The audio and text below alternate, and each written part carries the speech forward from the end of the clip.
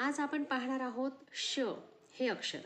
बघा या ठिकाणी मी तुम्हाला लिहून दाखवलेलं आहे. असा गोल घेऊन हा पूर्ण करायचा आणि पूर्ण असा वळून घ्यायचा गाठ मारून.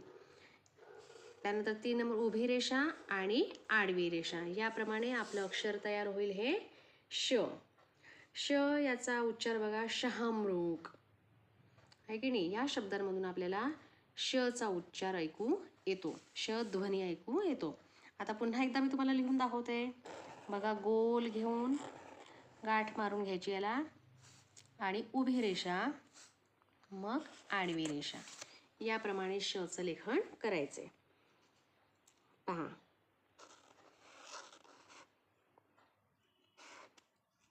श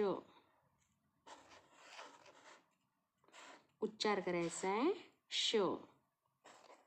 शहामृग, शहाणा, बशी, हो की नाही. याप्रमाणे वहीमध्ये तुम्ही याचं लेखन करायचं आणि उच्चार करायचा आहे श.